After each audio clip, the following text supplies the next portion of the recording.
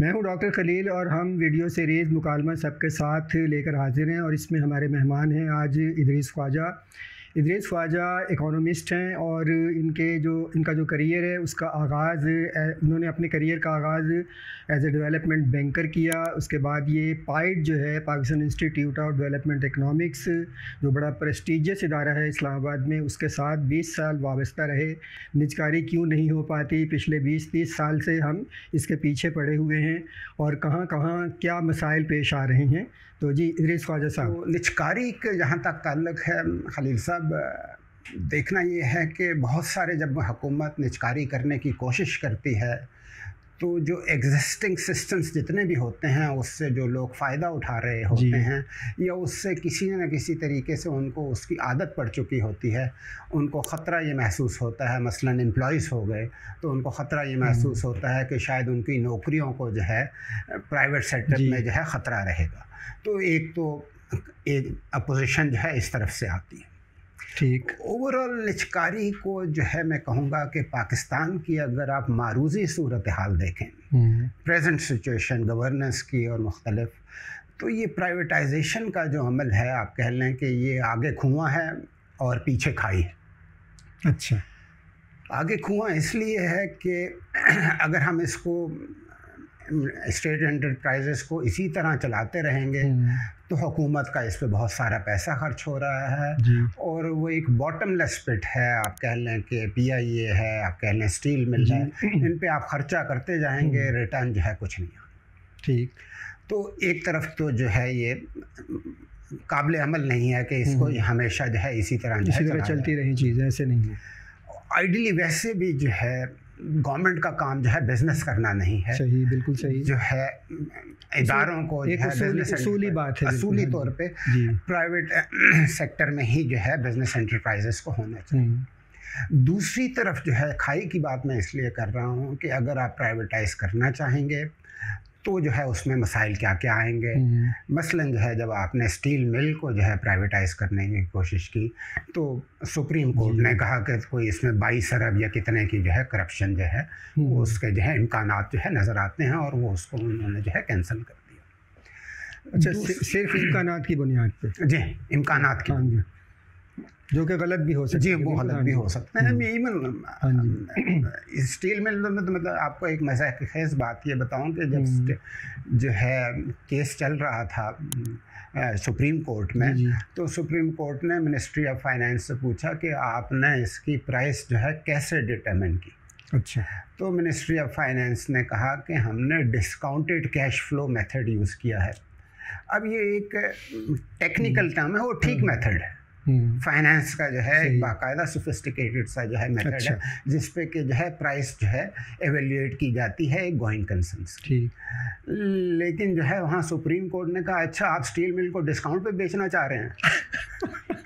अच्छा। तो ये इस टाइप की मज़ा के खेज़ बातें भी जो है होती। डिस्काउंट का वर्ड यूज़ ना, डिस्काउंट का वर्ड यूज़ नहीं, लेकिन वो उस मेथड का नाम है बेसिकली कि वो जो है प्रेजेंट वैल्यू जो है उसकी जो है डिटरमिन की जाती है।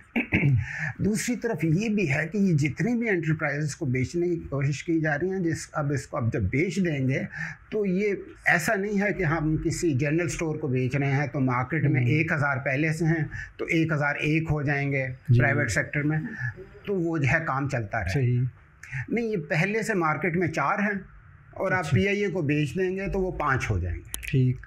अब 1000 जनरल स्टोर्स के लिए आपस में कोलूड करना तो जो है मुश्किल होता है कि वो आपस में मिल बैठ जाएं और कहेंगे जो है हम 100 रुपये से कम पे फला चीज़ नहीं बेचें। जी। लेकिन 5 अगर किसी में जो है प्लेयर्स हों किसी सेक्टर में, तो 5 प्लेयर्स के लिए जो है मुमकिन है कि वो आपस में बैठ जाएं और कहें कि जी हम एयरलाइन का टिकट जो है इस्लामाबाद से कराची का इससे कम नहीं होगा। जैसे हो रहा है प्रैक्टिकली पाकिस्तान में इस वक्त, क्योंकि 20 अराउंड इसी तरह लाहौर से कराची का जो टिकट होता है आपको भी पता होगा 20 माइनस प्लस इस तरह चल रहा होता है सबका। तो एग्जैक्टली ऐसी बात है कि अगर ऐसी सूरत हाल में जो है एक रेगुलेटर की ज़रूरत पड़ती जी, कि जो है वो जो है उस इंडस्ट्री को रेगुलेट करे। अब रेगुलेटर हर चीज़ के हैं। पहली तो बात यह है कि ये जो कंपटीशन की बात हो रही है तो कंपटीशन कमीशन ऑफ पाकिस्तान है। फिर हर इंडस्ट्री के अपने भी रेगुलेटर्स हैं। बैंक्स के लिए स्टेट बैंक है, इलेक्ट्रिसिटी डिस्ट्रीब्यूशन कंपनीज के लिए नेपरा है और ओगरा है, इस तरह के जो है। लेकिन बहरहाल ये दो के थोड़े बहुत इंडिपेंडेंट हो सकते हैं रेगुलेटर्स, लेकिन बहरहाल ये हुकूमती इदारे हैं। इनकी गवर्नेंस उसी तरह की हो सकती है जिस तरह हुकूमत पाकिस्तान की ओवरऑल गवर्नेंस मजमूई वो जो उसका रिफ्लेक्शन है, है। अगर हुकूमत पाकिस्तान की ओवरऑल गवर्नेंस ठीक नहीं है तो हम ये नहीं कह सकते कि जी वो हम एक एनक्लेव बना लेंगे और वो स्टेट बैंक की गवर्नेंस उससे कोई बहुत ज़्यादा 10 गुना बेहतर होगी, नेपरा की गवर्नेंस उससे 10 गुना बेहतर, ऐसा नहीं होगा। तो जब वीक गवर्नेंस हो और मार्केट में सिर्फ 4-5 प्लेयर्स हों तो फिर कंज्यूमर को जो है नुकसान हो सकता है। ठीक, मसलन आपकी मैं एक मिसाल देता हूँ। जी। बैंक्स को हमने प्राइवेटाइज कर दिया। अभी हाल ही में जो है कोई 1-1.5 साल पहले जो है जब एक्सचेंज रेट जो है बहुत ऊपर जा रहा था और ये चार्जेस लगे हैं बैंक्स पे कि बैंक्स ने एक्सचेंज रेट को मैनिपुलेट किया है, आर्टिफिशियली और ज़्यादा ऊपर किया। अच्छा। और इसका बाकायदा एविडेंस जो है नेशनल सेनेट की और नेशनल असेंबली की फाइनेंस कमेटी में जो है आ गया है। अच्छा। लेकिन अभी तक किसी पे कोई एक्शन नहीं हुआ। वजह क्या है? रेगुलेटर वीक है। नहीं, लेकिन वो मुझे याद पड़ता है कुछ दिन हुए हैं, कुछ हफ्ते हुए अखबारात में आया था कि कुछ फ़ाइन किया गया है स्टेट बैंक की तरफ से। बहुत मामूली सा है जी, बहुत मामूली सा है ना। और मतलब है कि उसका आप नुकसान देखें कि अगर एक्सचेंज रेट जो है 280 होना चाहिए था और उसको वो अगर 300 पे ले गए हैं तो उस 20 रुपए की वजह से जो पेट्रोल महंगा आया है उसकी वजह से जो और चीज़ें हमें महंगी इंपोर्ट करनी पड़ी हैं उसका इन्फ्लेशन का असर पूरी पाकिस्तानी कौम ने बर्दाश्त किया। बहुत वाइड सेपरेट इम्पैक्ट था उसका। तो बैंक्स ने पूरी कौम को इतना नुकसान पहुंचा दिया और उन पे जो है चंद करोड़ का जो है फाइन लगा के बात ख़त्म कर दी। तो ये रेगुलेशन, जब रेगुलेशन वीक हो और उसमें जो है इंटायरली प्राइवेट सेक्टर हो तो फिर जो है ज़रा मुश्किलात जो है काफ़ी हो जाती। तो ये प्राइवेटाइजेशन एक बहुत ही मुश्किल सब्जेक्ट है कि एक तरफ वीक गवर्नेंस है, दूसरी तरफ जो है कोलिजन के चांस हैं, तीसरी तरफ करप्शन के भी चांस। अच्छा, करप्शन का भी जो है आप ऐसे ले लें कि जी ये बात होती है कि अच्छा मान लेते हैं कि जी स्टील मिल में 22 अरब की करप्शन हो रही, तो वो 22 अरब की करप्शन तो हमने बचा ली, लेकिन जो है अब तक 2007 की ये बात है, 2007 से लेकर 2024 तक या 23 तक हुकूमत पाकिस्तान 22 अरब क्या 100 अरब से 200 अरब से ज़्यादा भी जो है स्टील मिल को बिल्कुल हो चुका होगा और अभी आगे पता नहीं कितना देना है। और ठीक, तो जो है बेहतर ये था कि हम वो 22 अरब का नुकसान बर्दाश्त कर लें।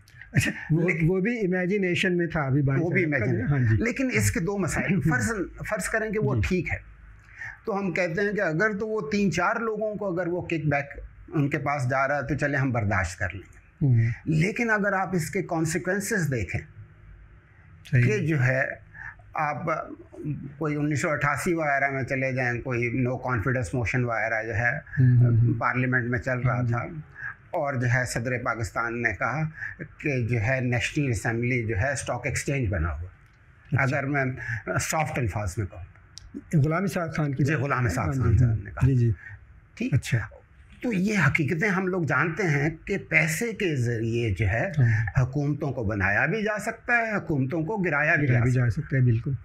अब जो है हमारे जो पॉलिटिशियंस हैं उनमें से जो है अक्सर जो है उनका वो बिज़नेस से वाबस्ता है, ख़ास तौर पे शुगर के मिल्स के तकरीबन हर पॉलिटिशियन की जो है शुगर मिल है। तो जो है ये प्राइवेटाइजेशन की रकम जो है अगर इसमें कोई करप्शन है, फ़र्ज़ कर लें चैनल ये बनाएं कि वो जो है किसी तरह पॉलिटिशियंस को जा रही है, पॉलिटिकल पार्टीज़ को जा रही है, फिर वो इस पैसे को इस्तेमाल कर सकते हैं इलेक्शन कैंपेन में, फिर वो इस पैसे को इस्तेमाल कर सकते हैं हुकूमत बनाने में, हुकूमत गिराने में। तो इसके कॉन्सिक्वेंसेस करप्शन के कोई छोटे मोटे नहीं हैं, बहुत वाइड हैं। जी। तो इसलिए मैं ये कह रहा हूँ कि ये आगे धुआं पीछे खाई है, इसको बहुत जो है कॉशियसली करने की ज़रूरत है। वो इस बात से कोई इनकार नहीं है कि जो है एंटरप्राइजेस को बहरहाल प्राइवेट सेक्टर के हाथों में होना चाहिए, गवर्नमेंट के हाथों में नहीं होना चाहिए, और ख़ास तौर पे गवर्नमेंट के हाथों में उस वक्त नहीं होना चाहिए जब गवर्नेंस जो है गवर्नमेंट की वीक हो। हाँ, अच्छा, ये बहुत अहम एस्पेक्ट है जो आपने जिसकी निशानदेही की है। अच्छा, एक जो इसी बात से, आपकी बात से ये बात निकलती है कि कहीं हमारे जहनों में, सबके जहनों में, चाहे वो कोर्ट्स में बैठे हैं लोग या सिविल सोसाइटी में हैं या आम लोग हैं या पॉलिटिशियंस हैं, अच्छा, उनके जहनों में कहीं बैठा हुआ है कि जी बड़ा परफेक्ट तरीका कोई होना चाहिए प्राइवेटाइजेशन का ना, जिस पे कोई क्वेश्चन ना उठाया जा सके, जिस पे कोई दाग धब्बा ना, भाई ऐसे नहीं हो सकता। जैसा आपने बताया कि जब एक ऐसी गवर्नमेंट है जिसकी गवर्नेंस जो है एक तरह से अगर हम उसकी कुछ स्कोरिंग करें तो शायद मनफी हो जाएगी वो, तो उसमें जब प्राइवेटाइजेशन होगी तो वो कैसे हो सकता है? मतलब एक आइलैंड उसमें हम कैसे बना सकते हैं? मसाइल तो होंगे उसके साथ। असल जो इशू है वो ये कि भाई प्राइवेटाइज हो जाए किसी तरह। जैसा आपने मिसाल दी कि भाई वो 22 अरब का एक इमेजिन करप्शन जो थी, जो सुप्रीम कोर्ट के मुताबिक थी, स्टील मिल में होने वाली थी, उसे उन्होंने रोक दिया, लेकिन उसके बाद शायद 2200 अरब रुपये स्टील मिल पे लग गए। जी, एग्जैक्टली। अब खलील साहब, परफेक्ट तरीका बहुत ही मुश्किल है, लेकिन जो है कोई सोचा जा सकता है आउट ऑफ द बॉक्स चीज़। जी, मसलन जब जर्मन यूनिफिकेशन हुई थी तो जो ईस्ट जर्मनी था वहाँ तो चूँकि 88 है मेरा ख्याल में, 88 जब वो बर्लिन वॉल जो है उसे गिराया गया था, 88। हाँ, ईस्ट जर्मनी पे तो जो है चूँकि मॉस्को वगैरह का असर था, तो वहाँ तो ज़्यादा जो है पब्लिक स्टेट ओन्ड एंटरप्राइजेस, उन्होंने उसको प्राइवेटाइज किया है। अच्छा। और जो है, अब मैं आपको बताऊं, जब हम माइक्रो इकोनॉमिक्स पढ़ रहे थे तो हमारे टीचर थे डॉक्टर मुस्लिहुद्दीन, तो उन्होंने कहा कि क्या आप सोच सकते हैं कि प्राइस कभी नेगेटिव भी हो सकती चीज़ों की। सही है। तो क्लास को एग्जाम्पल नहीं दे सके। तो वो डॉक्टर मुस्लिहुद्दीन ने हमें एग्जाम्पल दी कि garbage, you pay a price to someone to pick garbage from your home। बिल्कुल ठीक। तो जर्मन यूनिफिकेशन के दौर में भी ईस्ट जर्मनी ने अपनी एंटरप्राइजेस को गार्बेज समझ कर जो है प्राइवेटाइज किया, और ऐसी भी मिसालें हैं कि $1 पे भी दिया। सही। अब प्रॉब्लम हमारे यहाँ ये है कि अगर हम $1 पे, $1 पे किसी को दे दें तो फिर नेपोटिज्म और फेवरेटिज्म के जो है चीज़ें सामने आ जाएंगी। फिर ये होगा कि जी वो स्टील मिल के तो सिर्फ ज़मीन की ही इतनी कीमत है। हाँ जी। तो हम वो भी नहीं कर सकते। हाँ जी। एक और तरीका हो सकता है जिस पे मैं अगर बात करूँगा तो शायद लोग कहेंगे कि ये महज़ा के खेस है, लेकिन उस पर डिस्कशन हो सकती है। देखिए, किसी ऑर्गेनाइजेशन को चलाने के लिए या उसके बोर्ड को चलाने के लिए क्या चाहिए होता है, किस टाइप का शख्स या किस टाइप का इदारा चाहिए? तो कोई डायनामिक शख्स होना चाहिए, कोई एनर्जेटिक शख्स होना चाहिए, कोई विजन वाला शख्स होना चाहिए। और जब हम ये कह रहे हैं कि $1 वगैरह पे देना है तो कोई ऐसा शख्स होना चाहिए जिस पे कौम को एतमाद हो कि नहीं, फॉर एग्जांपल अब्दुल सत्तारी दी कि नहीं, इनको दे दिया तो ये इसमें कोई गड़बड़ नहीं, ये इसको चलाएंगे, फ्री भी दे दिया, फ्री भी अगर दे दिया। तो कोई अगर हम ऐसा सोचें कि हमारी जो NGOs है, जो अच्छी NGOs हैं कि जिन्होंने स्क्रैच से स्टार्ट किया और अब एक बड़ा इदारा बन गए हैं, और उनके जो एट द हेल्म लोग थे उन्होंने बहुत जो है काम किया है, और उनकी माशरे में इज़्ज़त भी बहुत है, और लोग उनको आंखें बंद करके पैसा देते हैं ऑर्गेनाइजेशंस को चलाने के लिए। तो अगर ये उन ऑर्गेनाइजेशंस को दे दिया जाए, मैं एग्जाम्पल के तौर पे आपको 1-2 ऑर्गेनाइजेशंस कहता हूँ। जी बिल्कुल, नाम लीजिए। मसलन अखुवत। सही है, मेरे जहन में भी यही आ रहा था। मसलन इंडस हॉस्पिटल। जी सही है, बिल्कुल सही। ठीक है, अगर हम इस टाइप के इदारों को, और भी ऐसी एग्जाम्पल्स हो सकती हैं, हाँ, इस टाइप के इदारों का हम एक कंसोर्शियम बना के या एक को, और उनका भी है वो जो अदीब रिजवी का जो है, अदीब रिजवी की जो है SIUT। हाँ बिल्कुल ठीक, इनका कंसोर्शियम बना के हम इनको एक बोर्ड बना दें और उनको कहें कि आप ये PIA हमने आपको दे दिया, फ्री में दे दिया। सही। और आपने PIA को चलाना है, और जो है इससे जो इनकम होगी वो आपके जो रफाई काम है उनमें इस्तेमाल हो सकती है। अगर इससे कोई टैक्स जनरेट होता है तो हुकूमत पाकिस्तान को जाएगा। और जो है आपने इसको खुद बैठ के डॉक्टर अमजद साकिब ने जो है PIA को नहीं चलाना। बोर्ड का काम ये है कि to select a right kind of CEO, chief executive officer. बिल्कुल, हाँ जी। और उस चीफ एग्जीक्यूटिव ऑफिसर ने चलाना है। लेकिन इनसे उम्मीद ये की जा सकती है कि ये जो सिलेक्ट करेंगे इस शख्स को, उसको मेरिट पे सिलेक्ट करेंगे। और ऐसा नहीं है कि उनके पास काबिलियत भी नहीं है। ज़रूरी नहीं कि PIA को लिए सिलेक्ट करने के लिए अपनी काबिलियत हो। एक जब इदारा इतना बड़ा खड़ा कर दिया है तो उसके लिए एक्सपर्टीज़ उन्होंने हायर की है ना बहुत सारी। बिल्कुल ऐसे ही होता है। वो PIA के लिए सिलेक्ट करने के लिए भी एक्सपर्टीज़ हायर कर सकते हैं कि राइट काइंड ऑफ पर्सन जो है कौन है। और जब आप इस टाइप के इदारे को देंगे तो कौम की तरफ से कोई ऑब्जेक्शन भी नहीं आएगा कि जी गलत शख्स को दे दिया। तो एक्सपेरिमेंटल तौर पे किसी एक इदारे को पहले दे के देखा जाए कि ये स्कीम कामयाब होती है या नहीं, और फिर उसके बाद जो है इस तरह के जो है उस पर उस एक्सपेरिमेंट से जो है जो फीडबैक मिलेगा उसके बेसिस पे आगे जो है डिसीजंस जो है किए जा सकते हैं। नहीं, मुझे ये आपकी प्रपोज़ल देखें ना, क्योंकि प्राइवेटाइजेशन की एक वो दलदल बनी हुई है और उसमें जितनी ज़्यादा प्रपोज़ल्स हमारे पास हों, जितने ज़्यादा मॉडल्स हम मतलब बना सकें, बिल्ड कर सकें कि भाई इस तरह किया जाए, इस तरह किया जाए, इस तरह किया जाए, तो उतने ही रास्ते निकलेंगे कि हम उस दलदल में से बाहर कैसे निकलें। अच्छा, इसमें एक चीज़ जो बात आपने की कि एक ये चले फ़र्ज़ करें ऐसे इदारों का, रिफाही इदारे जो हैं उनका एक कंसोर्शियम बन जाता है और उन्हें PIA दे दी जाती है। अच्छा, एक उसमें करना पड़ेगा, आपने जो बात की थी कि उसमें से जो प्रॉफिट वो जनरेट होता है उसको वो रिफाही कामों के लिए भी यूज़ करें, मेरे ख्याल में, ताकि ये तासुर ना बने कि भाई इसका जो प्रॉफिट है सारे का सारा रिफाही कामों की तरफ जा रहा है। तो जो भी डॉक्यूमेंटेशन होगी, जो एग्रीमेंट लिखा जाए, उसमें की हो सकते हैं हाँ भाई इतनी परसेंटेज जो है वो आप रिफाही कामों में यूज़ कर सकते हैं और बाकी परसेंटेज जो है ठीक है टैक्सेस भी होंगे और बाकी परसेंटेज जो है आप उसको दोबारा उसमें इन्वेस्ट करते जाएंगे। इस तरह की कुछ ना कुछ एग्रीमेंट, एक कॉन्ट्रैक्ट जो बनना चाहिए ना। एग्जैक्टली जी, क्योंकि इदारे को चलाने के लिए और इदारे को आगे बढ़ाने के लिए डेफिनेटली री इन्वेस्टमेंट की जो है ज़रूरत पड़ेगी प्रॉफिट्स की।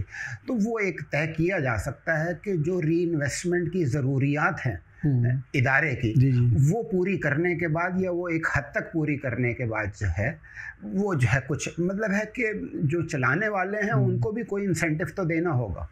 तो वो एक परसेंटेज जो है रखी जा सकती है, बिजनेस के तौर पे चलाना होगा ना उसे।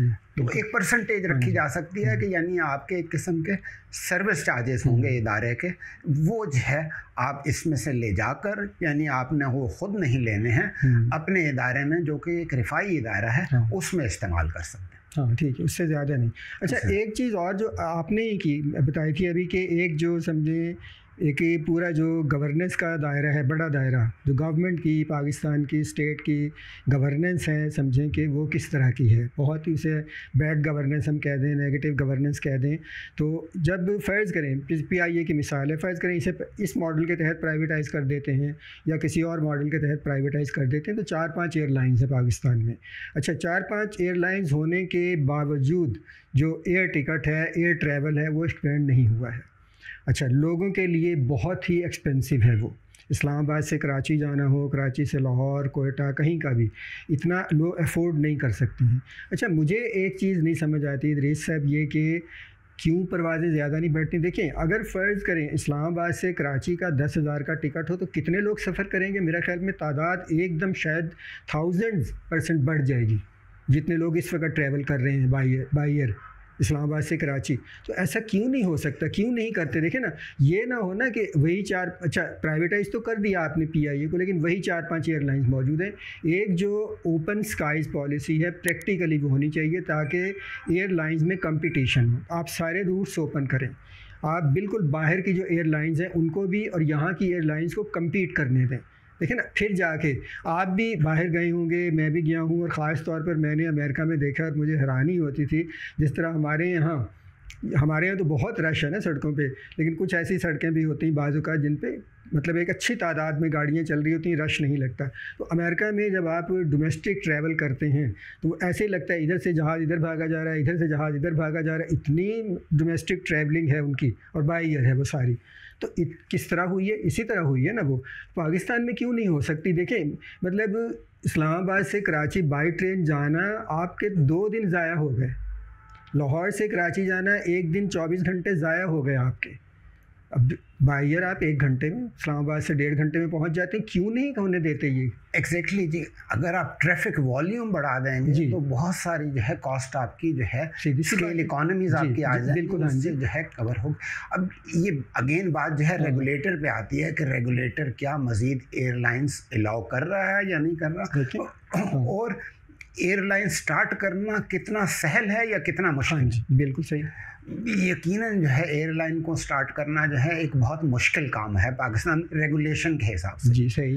तो अगर हुकूमत पाकिस्तान उसको जो है सहल बना देगी एंटरप्रेन्योर्स के लिए कि वो इस फील्ड में आएँ, तो यकीनन जो है किराए जो है कम हो सकते हैं। और एक वक्त में जो है हुआ भी है, बाज़ वक्त जो है जब कोई नई एयरलाइन आई है जो एक किस्म के एक वक्त में एरो एशिया वगैरह आई है, तो जो है जब एयरलाइंस के दरमियान कंपटीशन बढ़ा है तो किराए काफ़ी कम भी हुए हैं, लेकिन वो एक लिमिटेड पीरियड के लिए। एक मसला ये भी है कि दूसरी तरफ जो है एक आपका जो है स्टेट ओन्ड है, उसके चूँकि अखराजात बहुत ज़्यादा हैं तो उनके लिए फिजिबल नहीं होता, वो जो है अपने वो ज़्यादा ही रखते हैं। तो फिर एक मार्केट को सिग्नल मिल जाता है कि जी वो PIA तो इतना ले रहा है, तो फिर वो जो प्राइवेट सेक्टर वाले हैं वो भी बस उससे कोई 19-20 रुपए जो है कम करके जो है रख देते हैं, कोई बहुत ज़्यादा फ़र्क जो है नहीं होता।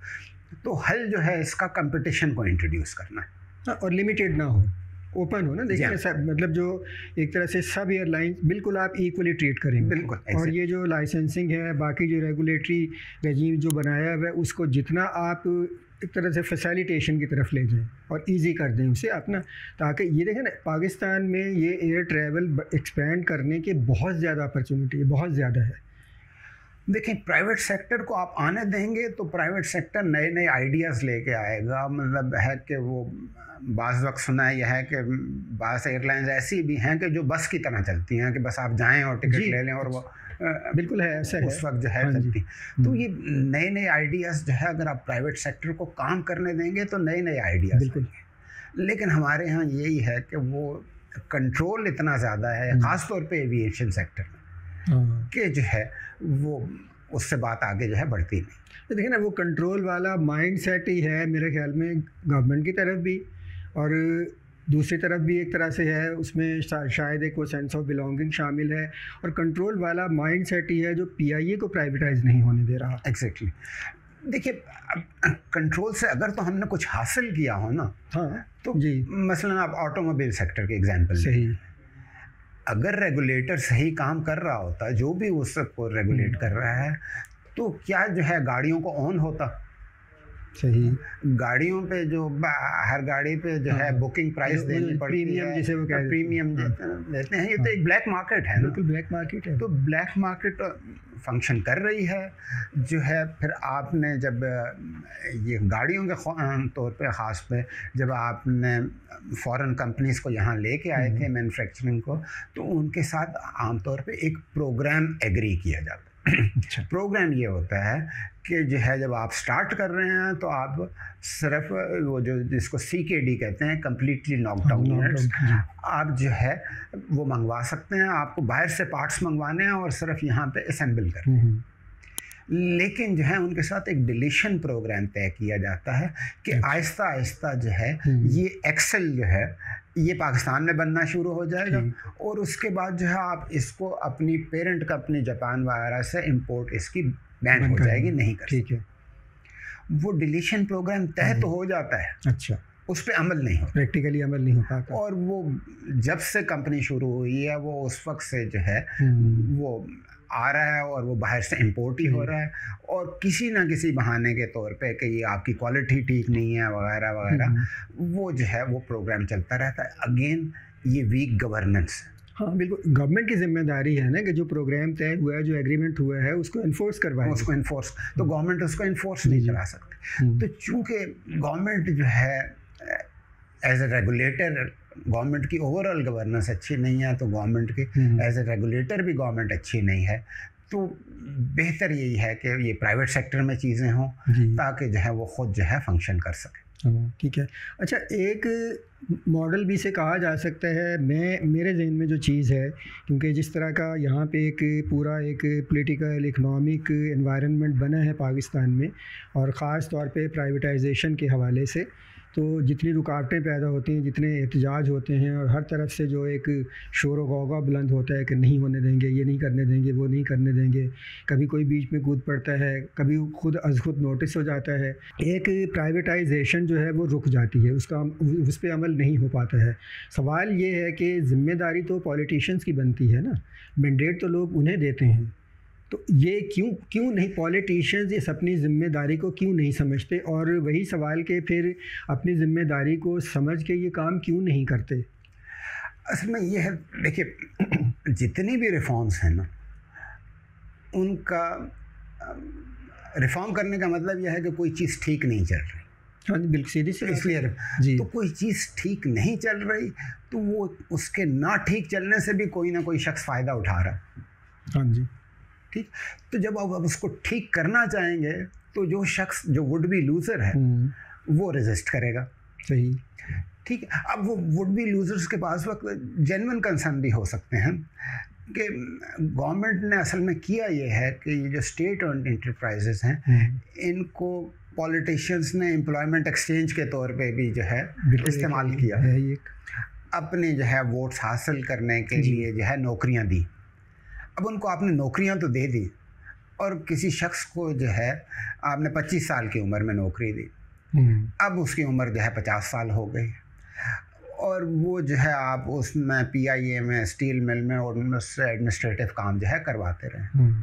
अब उसके पास 50 साल की उम्र में अगर आप उसको फायर कर देंगे तो उसके पास तो और कोई स्किल भी नहीं है। सही। तो वो क्या करेगा? तो वो एक जेन्युइन कंसर्न भी है। लेकिन बहरहाल वुड बी लूजर से आम तौर पे सबसे बड़ा कंसर्न जो है एम्प्लॉयज़ की तरफ से होता है। सही।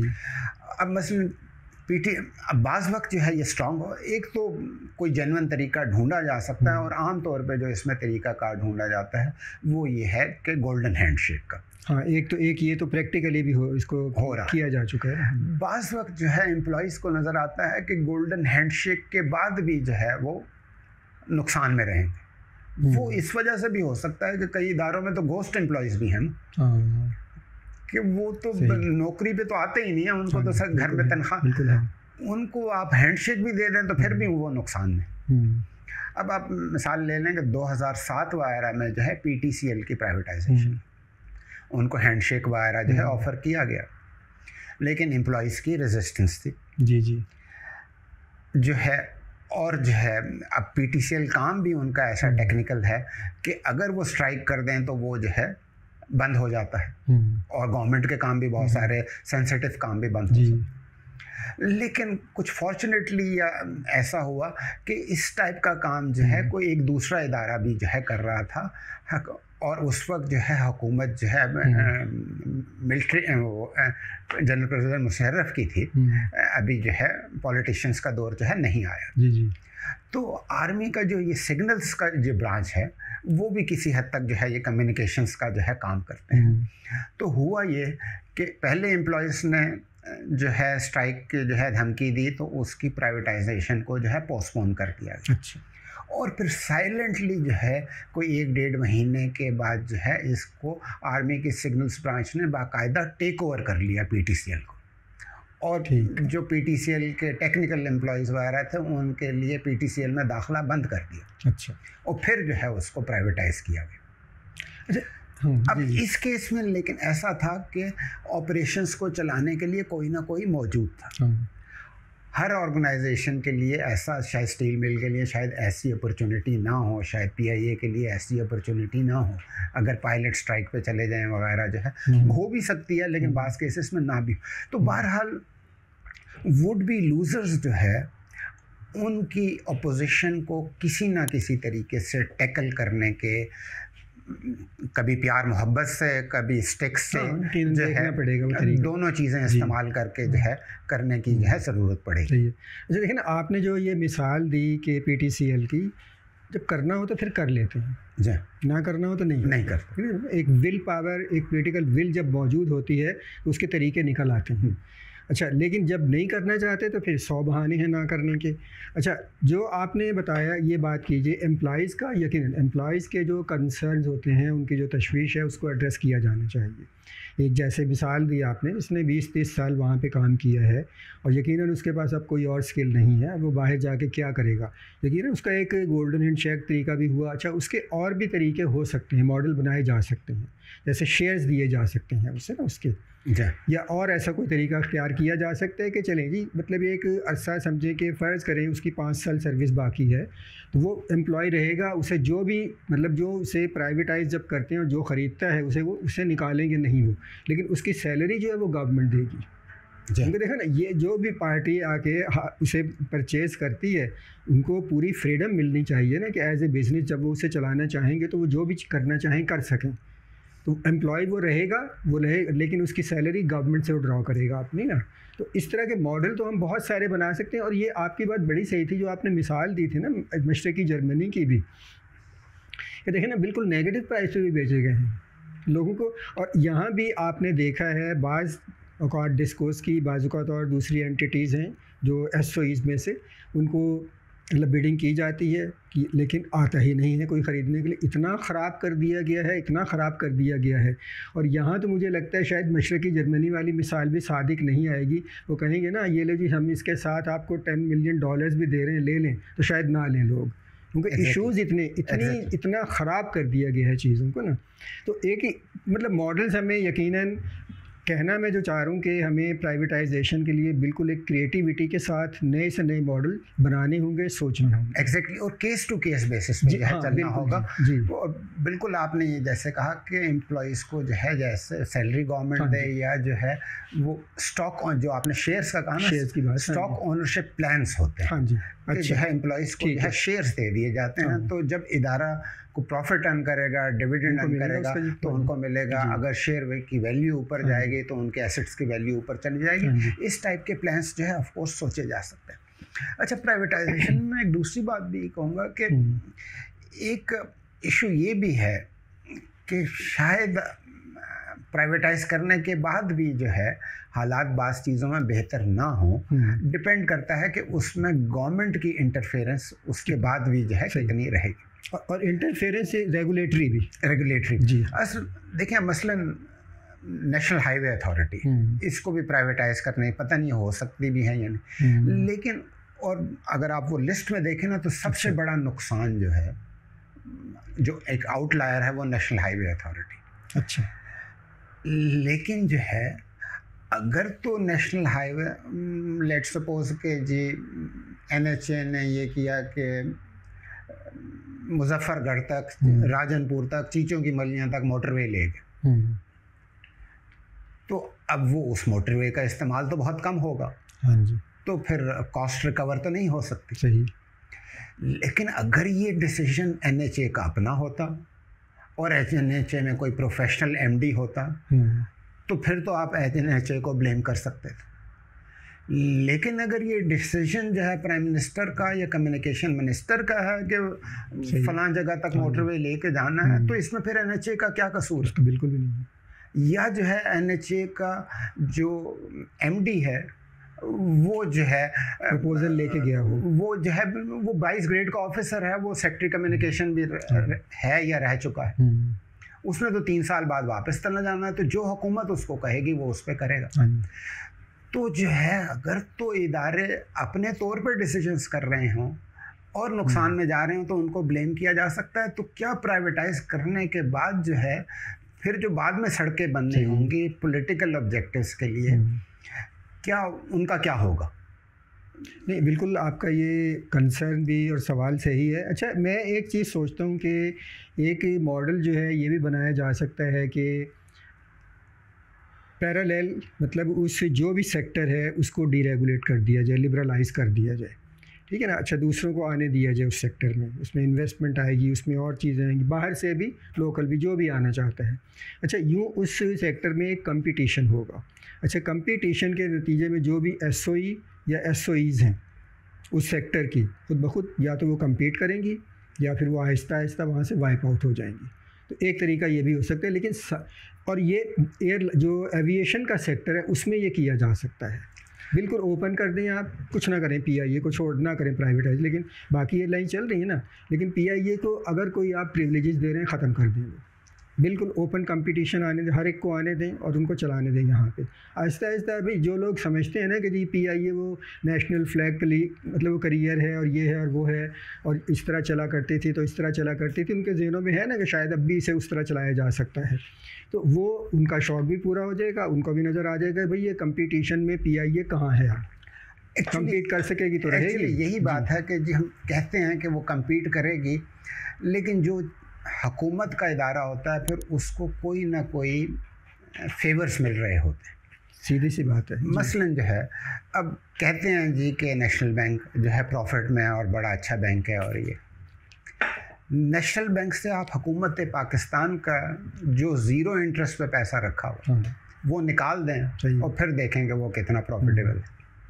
बिल्कुल। पीएसओ से जो है पाकिस्तान स्टेट ऑयल्स को सिर्फ जो है ऑयल शेयर, मेरा ख्याल यही है कि ऐसा है कि ऑयल इंपोर्ट करने की इजाज़त सिर्फ पूरे पाकिस्तान की रिक्वायरमेंट वो सिर्फ पीएसओ को, और फिर वो आगे देते हैं पीएसओ, और यकीनन उसमें इनका कोई मार्जिन होगा। अब पीएसओ से ये चीज़ आप निकाल दें, फिर जो है अब पीआईए के लिए ये ऑब्लिगेशन ख़त्म कर दें कि आपने हर हाल में पेट्रोल पीएसओ से ख़रीदना है, और जो इलेक्ट्रिसिटी डिस्ट्रीब्यूशन कंपनी ने डिस्कोस के लिए आप ये रिक्वायरमेंट ख़त्म कर दें कि हर हाल में आपने पीएसओ से पेट्रोल ख़रीदना है, आप चाहें तो शेल से ले लें, आप चाहें तो किसी और से, फिर आप देखेंगे शेल वाले चले गए बेचारे। ये चीज़ें आप ख़त्म कर दें जो कि उनको एक कंपेटिटर्स के ऊपर उनको एडवांटेज मिल रही है, पब्लिक सेक्टर एंटरप्राइजेस को ये एडवांटेजेस आप ख़त्म कर दें, तो फिर प्रॉफिटेबिलिटी सही पता चलेगी कि वाकई प्रॉफिट में है कि नहीं। हाँ जी। तो ये एक मिसनोमर है कि बाज़ पब्लिक सेक्टर इदारे जो है प्रॉफिट में होंगे, लेकिन अभी उनको कोई अनफेयर एडवांटेज मिल रही है। बिल्कुल होगी कोई, वो एडवांटेज ख़त्म होने के बाद सही पता चलेगा कि जो है वो उनकी प्रॉफिटेबिलिटी का स्टेटस जो है क्या है। हाँ, बल्कि वो एक जगह प्रेजेंटेशन थी इसी तरह की, तो उसमें उन्होंने बताया कि भाई ये इदारे जो है प्रॉफिट में हैं, लेकिन फिर किसी ने उस पर क्लैरिफाई किया कि भाई ये आपकी ये जो अकाउंटिंग की गेम है ना, ये उसमें प्रॉफिट में है, अदरवाइज़ ये प्रॉफिट में नहीं है। एग्जैक्टली ऐसे ही। हाँ जी। तो ये मसाइल काफ़ी सारे हैं, वो ख़ास तौर पे बैंक्स का ये है कि गवर्नमेंट का पैसा जो है वो गवर्नमेंट ने ज़ीरो इंटरेस्ट पे रखा होता है, क्योंकि चूँकि उनको होता है कि जी कभी भी निकलवाना है, और वो जिस बैंक के पास भी है, और वो ज़्यादातर जो है नेशनल बैंक के पास होता है। तो नेशनल बैंक जो है कुछ स्टेट बैंक के एजेंट के तौर पे भी, कुछ स्टेट बैंक के उसकी भी उनको रेवेन्यू मिलता है। तो इस टाइप के जो है हुकूमत के जो भी इदारे हैं उनको जो है इस टाइप की एडवांटेजेस मिलती हैं। आजकल तो शायद नहीं है, पहले तो इवन ये भी था कि जब ये प्राइवेट एयरलाइंस नई आई थी तो गवर्नमेंट ऑफिसर्स के लिए कंपल्सरी था कि उन्होंने हर हाल में पीआईए पे ही ट्रैवल करना है। बाद में शायद ये रिस्ट्रिक्शन खत्म हो गई कि जो है पीआईए सबको सर्व नहीं कर सकता, लेकिन शुरू में थी ये रिस्ट्रिक्शन। ये ओपन मतलब सेक्टर को ओपन करने वाली बात तो ना हुई ना। और दूसरा आप मसलन आप दूसरी तरफ ये वाला बैंक, अस्करी बैंक देख लें, तो आर्म फोर्सेस के जितने भी पैसा है वो अस्करी बैंक में। अच्छा, दूसरे बैंक्स में नहीं है? नहीं।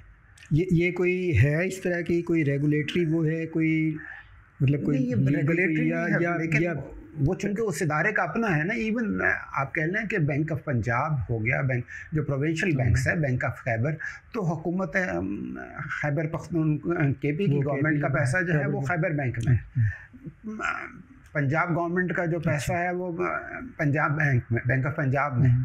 तो ये उनको एक अनफेयर एडवांटेज है ना।